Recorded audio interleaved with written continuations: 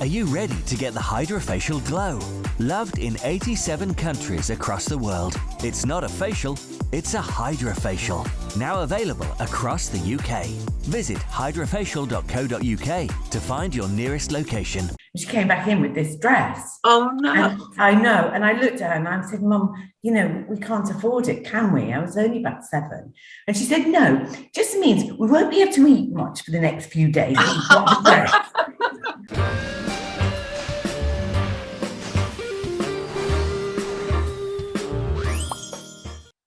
Girls. Happy International Women's Day 2022. Yeah, I know. Aren't It's we lucky? amazing. And isn't I was thinking, we have our Wonderbird show as a voice for women who picked up this idea 2 years ago, and we've been able to do it for almost 2 years now. Yeah, and again, how important it is for all the women in the world to have this voice, whether it's online or whatever you do. We're so lucky. We are. And you know what? Because I've been looking at a lot of stuff. I'm doing some research at the moment for a big sort of project that I'm doing about women. And still, we're not there yet because there's still a long way to go. Only 16%, 16% of women are screenwriters. So we still don't have a voice. I mean, how can that be in this day and age, you know? Yeah. Everybody thinks everything's so advanced now, but it isn't. Not at all. We're still stuck in some kind of dark ages in some parts of business. You've only got to see that, when you walk into a company or anything, it's always suited and booted men. Look at Parliament. Look at the leaders of the world. I know, exactly. The Old Boys Network is still in existence and thriving, unfortunately. It is. I mean, if Russia had a woman leader, this would not be happening. Not at all. Well, I was going to say, I look at the world, and apart from Boudica or Boudicca, however you like to say her name, it's been run by men, and it still is. They're not doing a great job. I think maybe we should just take it. I was going to say New Zealand. She's amazing. She's amazing. The world, darling. That's one person. One person. It's outrageous. It really is. And also, I want to say on this special day that a special look towards the Ukrainian women who have had this horrific journey and still are, with their babies and toddlers, still are dying. It's the most incredible, disastrous thing that's for me in my lifetime anyway that I've ever witnessed, and I cannot watch the news any longer. And all the men left behind to fight. So it's International Women's Day, so we're behind every woman, actually. My mother, I have my steel of iron through me because of my grandmother, my great grandmother, my mother, and hopefully Keely and her babies have got the same.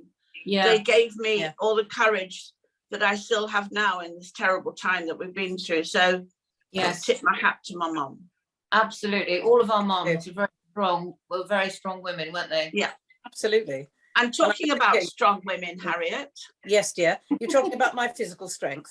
No, I'm talking about your friend you're bringing in. Oh, sorry. My hat. Okay, but before we do that, I want to say, Dee, what the hell have you got on your head this morning, dear? Well, it was a bit of a rush job, actually, but really, I'm just in the middle of making a hat, so I just thought I would do it. Work in progress. And what is it? A kitchen towel? What are we talking about? Yeah, a combination of materials, darling. Kitchen, well, not quite kitchen towels, but almost. Yes, I'm going back to basics. Yes, I should leave basics if I were you. Maybe back to basics. Though. I'm going to bring in my friend and our colleague, actress Sally George, who is appearing in a show called The Kitchen Sink, all about families, and it's at the Victoria Theatre, Hornchurch. Welcome, Sally. Hi, hello, Sally. Hi. Hello. Welcome. Happy International Women's Day. Happy International Women's Day, one and all. Thank you, darling. Listen, dear, I just said you're doing a show called The Kitchen Sink. Please tell us all about it. There it is. My script, which you see is well thumbed. Yes. It's a wonderful play. It's about It's a really tender play. It's a comedy, which we all need in our lives. Yeah, we do. Lots of laughter. It's set in Hull, where I'm from. I'm from Hull. I know I don't always sound like it, but I'm from Hull. no, you're not. And, No. And so it's actually set in a place called Withensea, which is by the sea, and which is about 9 miles from Hull. So that's great for me to be able to. I don't need to worry about the accent, which is good. Yeah. And also, I know that place. I know it so well because that's where I had my bucket and spade holidays.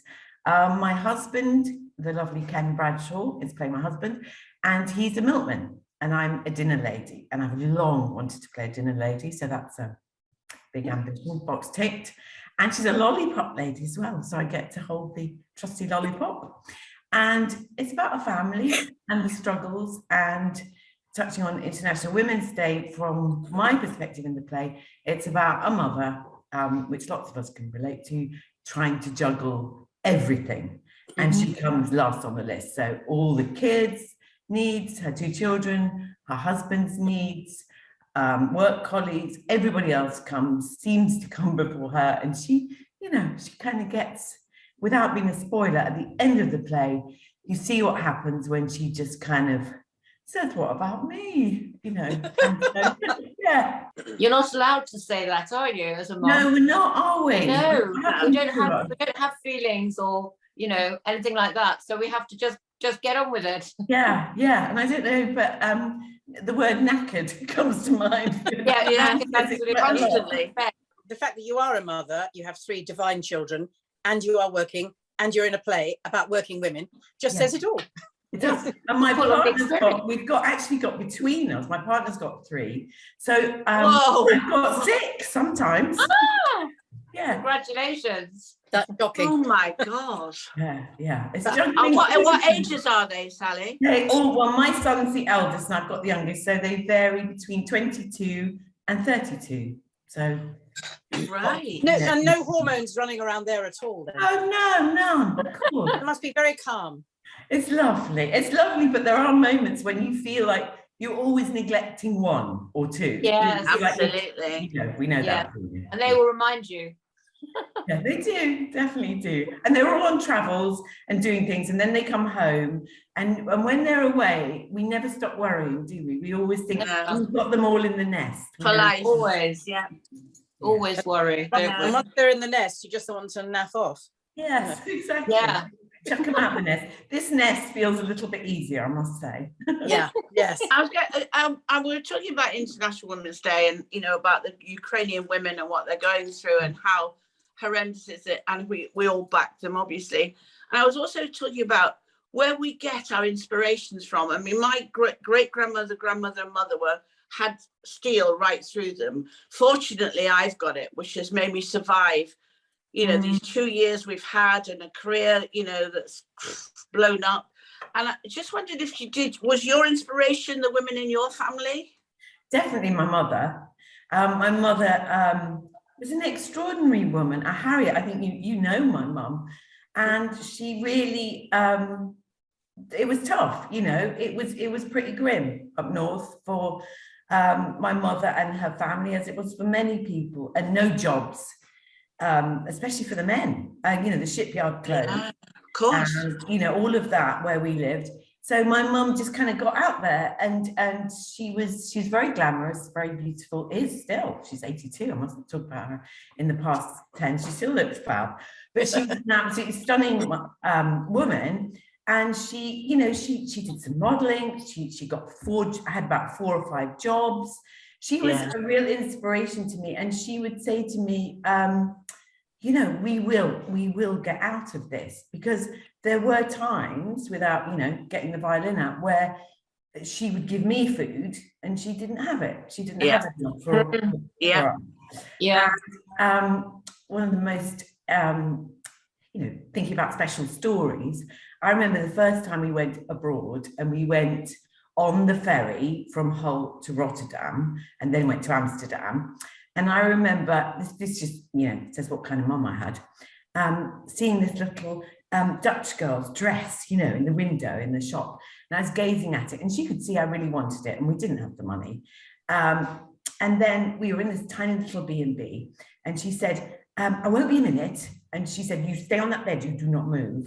So I sat on the bed and I waited and I waited. And she came back in with this dress. Oh no. And I know. And I looked at her and I said, Mum, you know, we can't afford it, can we? I was only about 7. And she said, no, just means we won't be able to eat much for the next few days. But she got her priorities. Priorities was a bit of glamour, always very glamorous. But, you know, she would, I know it's a funny story, but it is also a touching story because my mum would go without for us, as would my grandma, and, you know, all the women in my family were the ones that kind of, we all know, keep everything together. Keep everything together. How did you go from there to getting into acting then? Well, my mum got into RADA, was offered a place at RADA when she was very young, and my grandfather wouldn't let her go. He didn't think. Oh no! Yeah. So I feel like it was always kind of burning there. And so when I said, when we left Hull and we came down south, I was really, like a lot of actors actually, very shy and nervous, and I had a stammer. So I was the least person likely to do it in the class. But then this drama teacher, a woman, got special people in our life, often teachers, haven't we, who see something, they see something in you. And she said, Sally, would you like a part in the play? I'm like, no, terrified. Eventually, you know, did a bit of dancing, eventually got some words. And that was it. It was like somebody had given me, you know, the keys to the best sweet shop ever. I was just, wow, this is what I wanted to do. And I felt, you know, the affirmation of doing something that eventually, obviously there was natural talent there, but you have to work hard, don't you? Sally, it's very interesting you said that about your grandfather, because my mother wanted to audition for RADA, and he told her not to, because her mentor was the head teacher of her school. And from a working class background, she got into the London School of Economics, which was unheard of. Yes. But then she went on to be, you know, a producer, voice artist, writer, etc.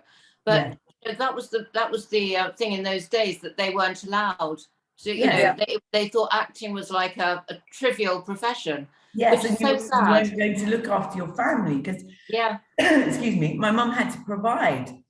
Yes, for the whole family, and sometimes for my grandparents. So the idea of acting, it just wasn't possible. Yeah. But going into secretarial work and business. But then I got into RADA and I got into Guildhall, and I actually chose Guildhall. I was really frightened. I was actually frightened of RADA. Just even the staircase scared me. You know, Jerry went there. Yeah, I went to RADA. Yeah, Sherry went there. Oh, but I had a lovely time at Guildhall, and I'm sure, you know. But yeah, why be so afraid? And I was only 17 when I went to Guildhall. Yeah. And I felt like, you know, all these really amazing people who, you know, Oxbridge, and people who'd, you know, like Simon Russell Beale was in my year. Yeah. It took me years to actually find that confidence and think, oh no, I can do this. And, you know, even my first couple of years at the RSC, I thought, you know, imposter syndrome. I thought, yes, what am I doing here? Yeah. And funny, isn't it? We're a very strange breed, aren't we? Yeah. Sally, you've done a lot of amazing parts. Is there any sort of special one that is your absolute favourite that you've enjoyed playing? Yeah, that's really tough. I mean, obviously, more recently playing Mari in Little Boys was just just amazing, isn't it? Amazing. I mean, what a part! What a gift Jim Cartwright has given any actress who's lucky enough to play her. And then, you know, as a young actress, so that's recent. As a young actress, I was lucky enough to get my first. The late, God rest his soul, Roger Michell.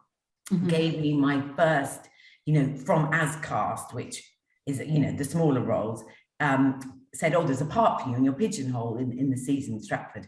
So I thought, you know, I'm looking through for the maid, or the, you know, the sort of 10-liner, and suddenly it was a lead. And I remember going up to him in the green room and saying, I think you've made a mistake. You put the wrong part. He said, no, Sally, I want you to play this part. And so I just couldn't believe that I was actually going up to Stratford, and not just as cast, but actually had this amazing role. And it was a Havel play, and at the time Václav Havel, Czech, which is, you know, interesting now, we're talking about the Ukraine. He was in prison, in and out of prison for being a dissident playwright. And so he had written this wonderful play. So we had to smuggle, when we opened, we had to smuggle the play, and we actually put it in a video, then the anti-oldie videos, put it in the video, and it was Sound of Music. And so they got it through to Prague to him. Wow. And he was able to see our production. But of course, fast forward a couple of years, and he's president. So we all met him at this shiny function at the barber shop. Oh, how wonderful. What an amazing thing. And the part was incredible, because not only was it a lovely part, she thinks she's Ophelia. So you got the Ophelia Mad scene thrown in. So not to like, you know. That's fab, darling. Wow. And of course, working with Harriet, I have to say, Harriet and I did a short film together. I want to say a couple of years ago, maybe 3 years ago now. And so working with Harriet Thorpe has to be. It was a highlight, obviously, darling. It was definitely on my bucket list.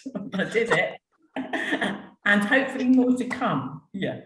Just the freedom we have to sit and talk, and again, the relevance of your story with, you know, smuggling things into Czech Republic. Yes. You know, and you think about the strength of people today and how theatre people and theatre has always reflected, as I've said many times, our society, and how much we need it, because we've needed that all through human existence, is to know how to feel in every culture. And I'm sure there'll be many things coming up soon.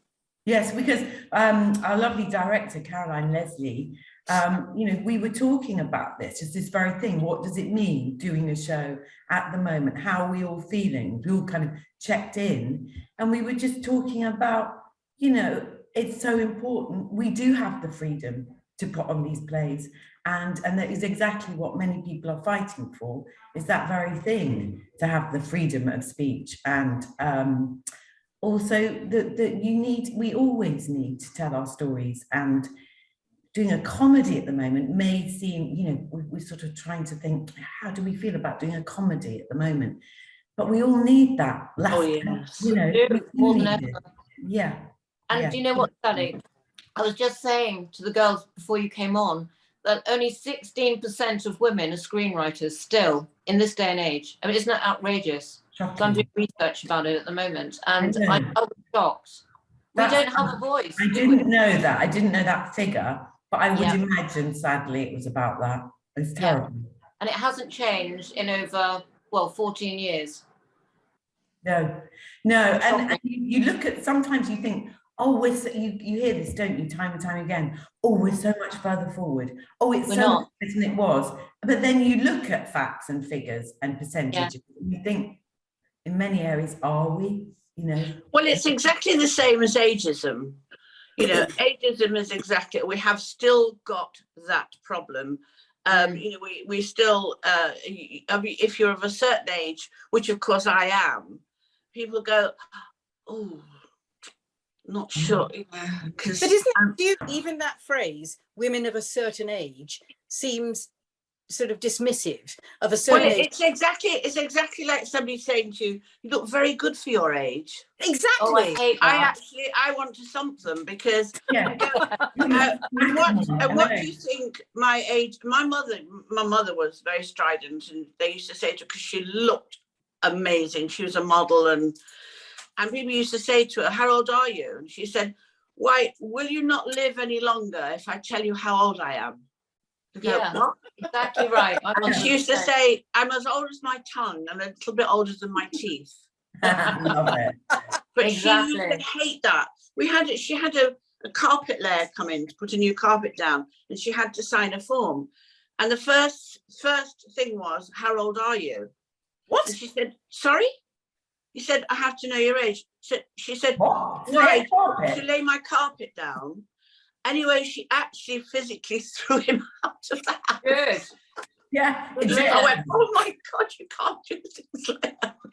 But it is, we are ageist in this country. I you know, even walking down the street, you're ageist. Even people passing you by, you know what I mean? I don't think that will leave us. And yet, I did a television series called Benidorm, and I was in Spain for 10 years. That doesn't exist there. Ageism doesn't exist. You know, on a Saturday and Sunday, you have all the family, all the grandsons with the grandmothers, and they treat them with absolute respect. But there's no ageism. They don't go, oh, my little old grandmother, you know, she can't get it. No. She can do exactly what, you know. And I just think it's this country. I don't know why. No, and where does it come from? And also thinking about our profession, how many times have we as actresses played so much, you know, we hardly ever, we're always playing younger. Yes, younger or older.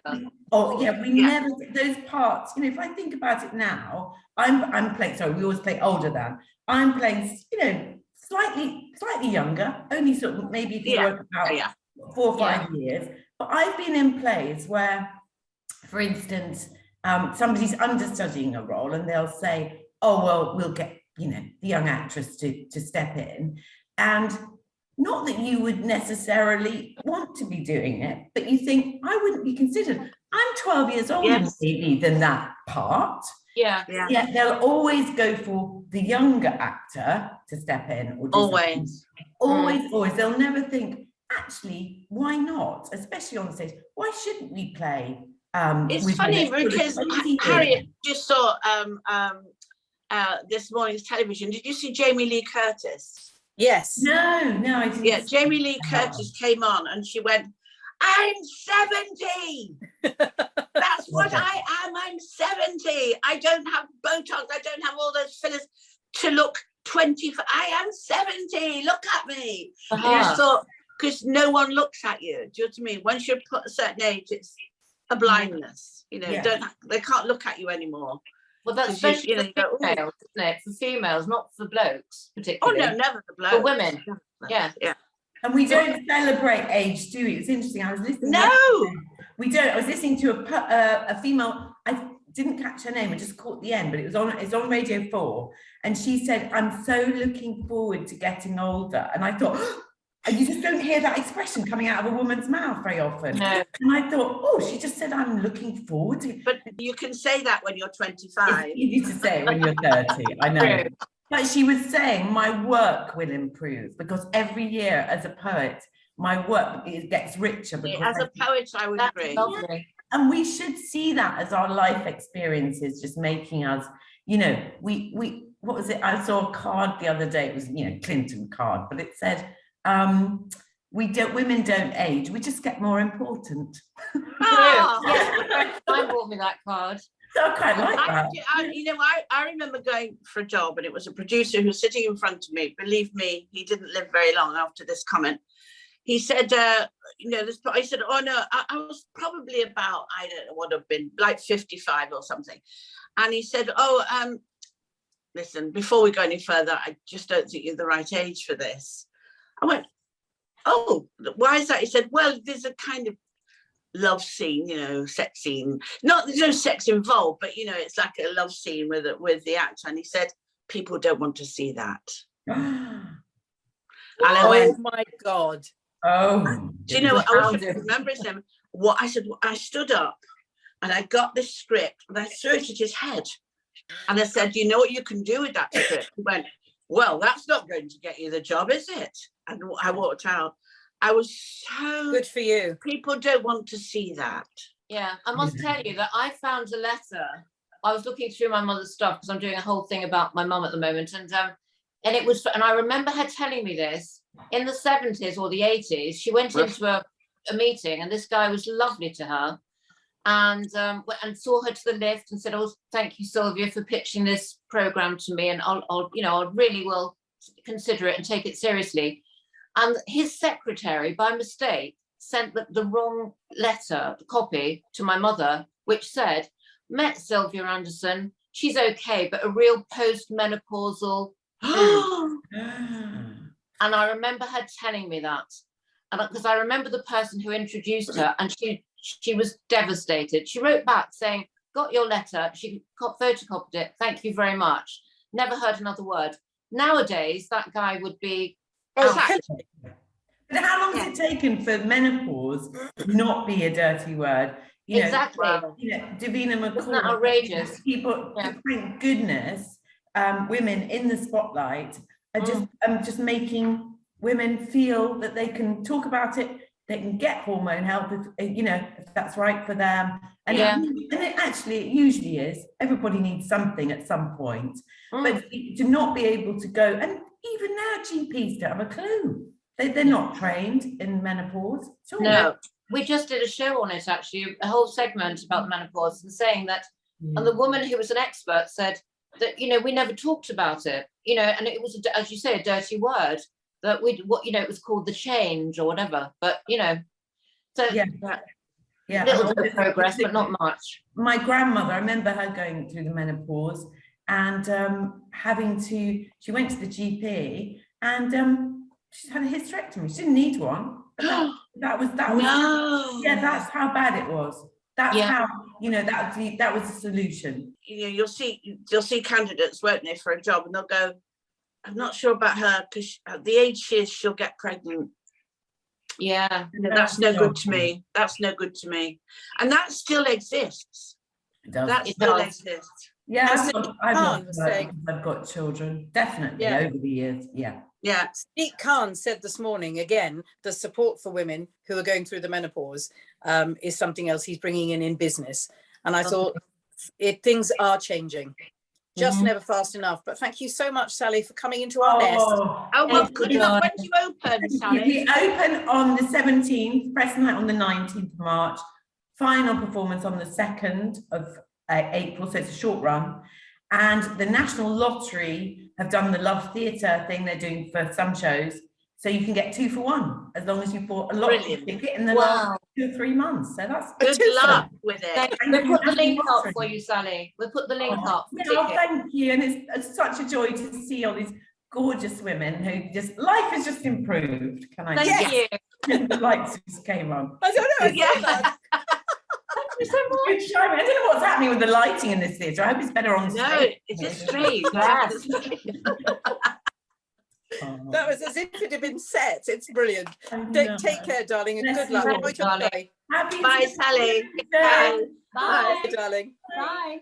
Oh, that was uplifting. The lights came on at the perfect moment. Timing. Yeah.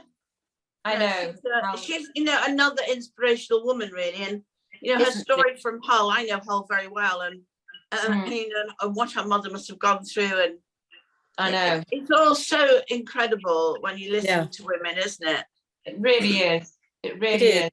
We're so lucky to be there for each other now and have a voice. Thank goodness. We have got a voice. And we send all love to the Ukrainian women who are struggling so much right now. 100%. Yeah, 100%. Absolutely. Our thoughts are with you.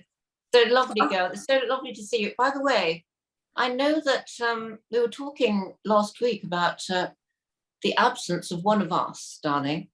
And we were talking about Sherry. No, but I realise now that it wasn't Sherry who spoke to her last. It was you, Harriet.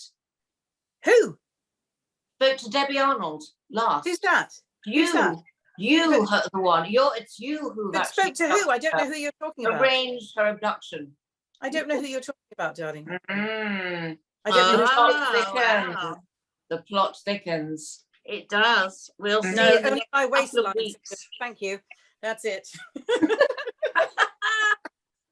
See you soon. See you soon, girls. Bye. Bye.